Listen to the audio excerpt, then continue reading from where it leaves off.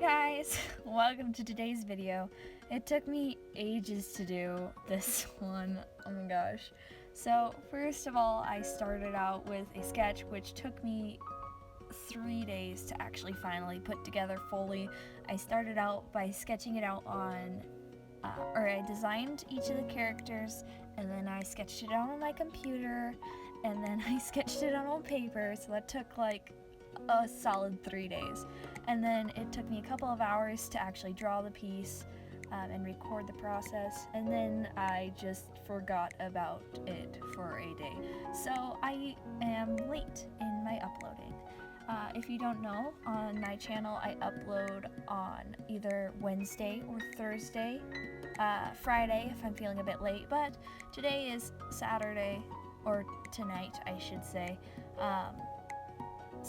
I'm hoping to avoid uploading on Sundays, but yeah, so today's video is a little bit late. Hopefully next week's video will be on time. Alright, so I suppose I should explain what I'm drawing here. Alright, so my best friend has been very obsessed with a video game known as Little Nightmares. I had no idea what it was, but I was over at her house and she said, "You should draw your main characters from The Adventurers," which is who these people are, but as if they were from the game Little Nightmares. Now, if you don't know what Little Nightmares is, I didn't either. She made me do research for this picture. How dare she? Just kidding. So, Little Nightmares is a horror video game, and I'm not one for horror. I can see why it's fun occasionally. I certainly do enjoy watching people play horror games. I think it's really funny, but this horror game is probably one of the creepiest I've ever watched, and I spent a good deal of time watching people play horror games. This horror game is about small children, I guess, children-looking people, and they there's two games. In the first one, you just have one character, and in the second one, you have two characters. These little people are basically trying to escape from this really creepy,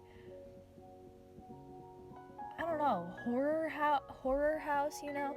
It has like a weird combined feeling of like being a prison and a warehouse and a meat shop and a packaging room. I don't know, it's really creepy.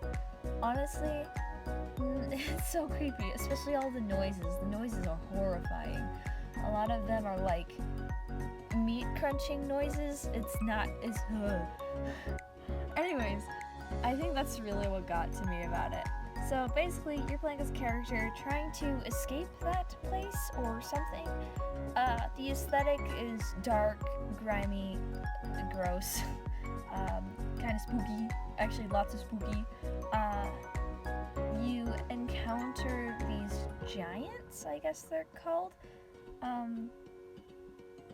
They're a lot bigger than you, obviously, hence the name giants. Bigger than what a normal adult for what your size would be. Does that make sense? Anyways, so, and they're horrifying, all of them. They're all kind of blobular and nasty, and some of them are wearing like paper faces. Ugh, not fun. Anyways, and if they see you, they get up and they chase you, and they'll try and eat you or something. Or just capture you. So you gotta be running away from these horrible, nasty things. They're horrible. I hated it.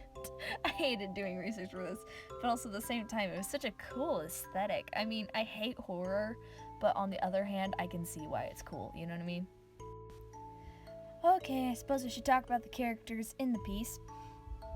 That's something I can do. Ow, I got a sliver in my hand.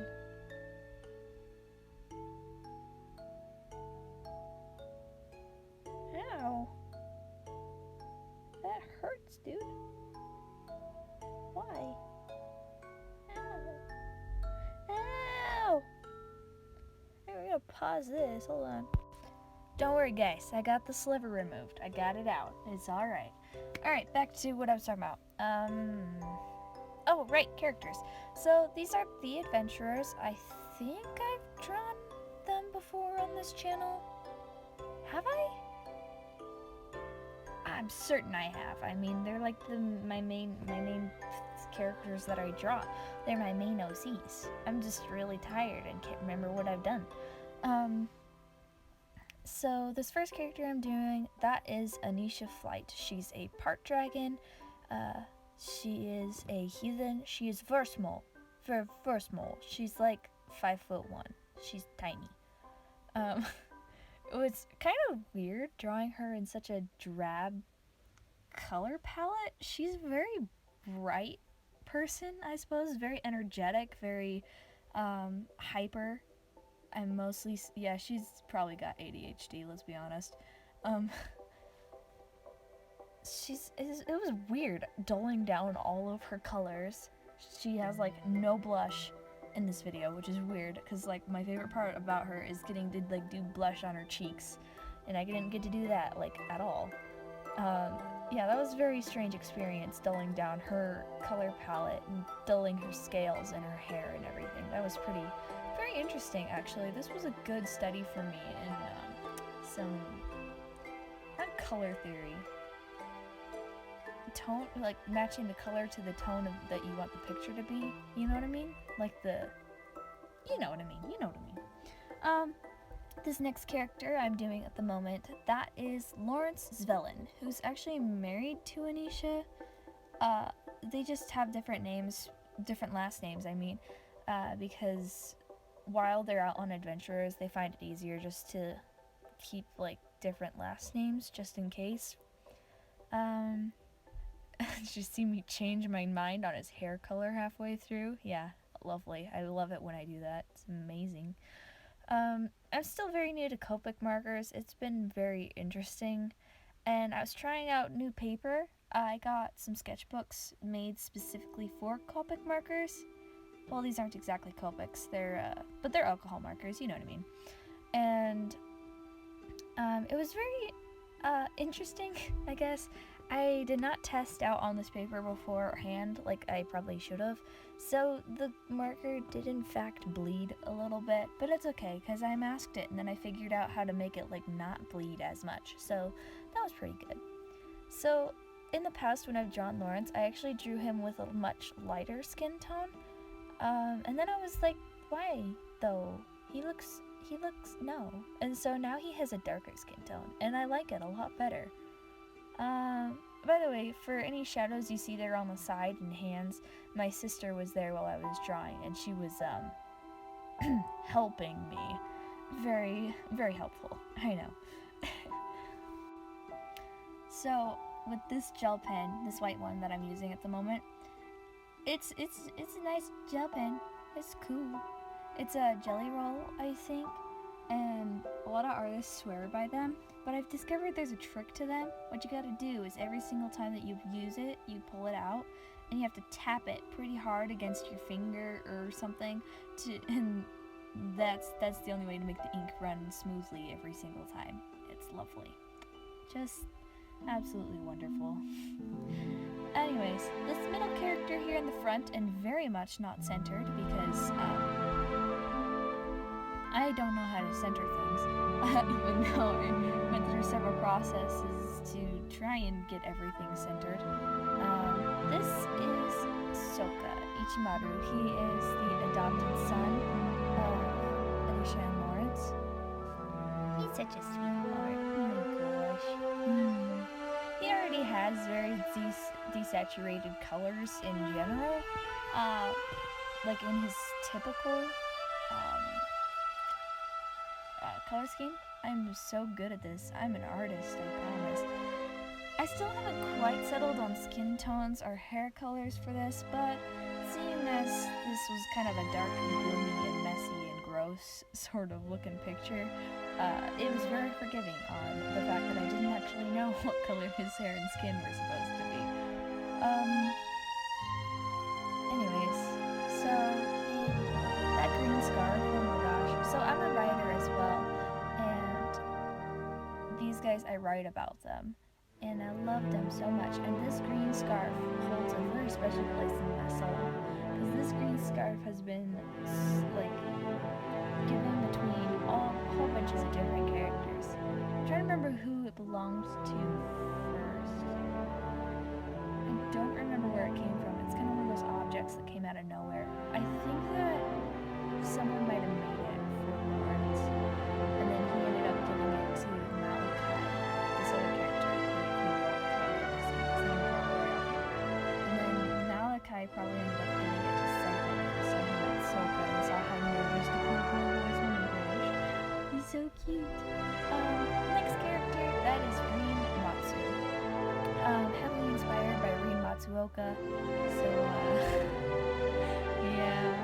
I'm not changing it though, because I've changed him enough that he's very much different from his source material. He just kind of looks like Rin Matsuoka, sorry. But yeah, he's a werewolf dude guy, yes. He's also very brightly colored for this picture. I was sitting there trying to desaturate everything and I was like, why is your hair such a bright color? It's like a reddish maroon color. I don't know, it's hard. It was hard. I had a hard time with him. I think out of all of the designs for their clothing and stuff, the point of the clothing was all to be kind of long and covering and hiding. And you're not supposed to be able to see their eyes through their hair or their hood or their lovely box. We'll get to that when we get to Kiera. I think out of all of them, I just don't like his outfit as much as I like the others. I think I can forgive the outfit just because it does work kind of with that pop of color from his hair and his fur, but I don't know. I really do enjoy. I figured out a way to make it all look drippy and weird and kind of scuffed, honestly. I have a blending alcohol marker, but if I'm not careful with it, then it lightens and it like puddles it. I don't know how to describe it. It makes one area lighter and then the edges dark. And honestly, that was exactly the vibe I needed for this picture. So I just took my blender marker and just made puddles in the color, and it was amazing. It turned out really good, honestly. And here we have Kiera. She's based off of my best friend, which I'm sure I've said in the past. And it was really great because I was designing her outfit, and I was thinking about how all the outfits were. And in the second Little Nightmares game, the new character has like a paper bag on his head, and knowing my best friend, she was gonna want something. So I texted her and I was like, hey yo, what you want on your head? And she of course told me she wanted an Amazon box. And so I drew it the first time with the smile going up, and then I was like, no, it'd be funnier if the smile was going down. And so I drew it like that, and it was really funny.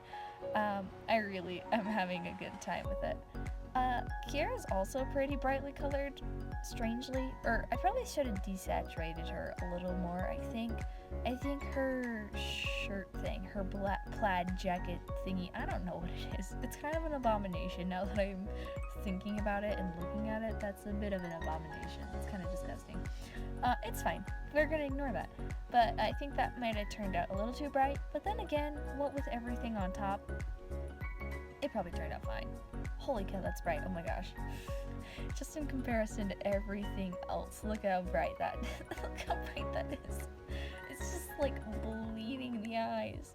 Thankfully, I start putting the plaid on top of that, and that immediately took it out a little bit. I do like that, actually. She does look very good. I'm enjoying this.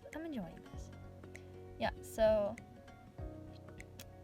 Oh my gosh, why is Soga so not in the middle? Oh well. So, when I finished, I looked at the skin tones, kind of in general, and I realized just look how pale Kiera is, which she is, let's be honest. And then Rin is also pale, and then you've just got like the dark skin tones on Soga and Lawrence, and then there's just Anisha over there, and she's not even. It's just a mess. I wasn't sure how to feel about that. I'm not that bad though.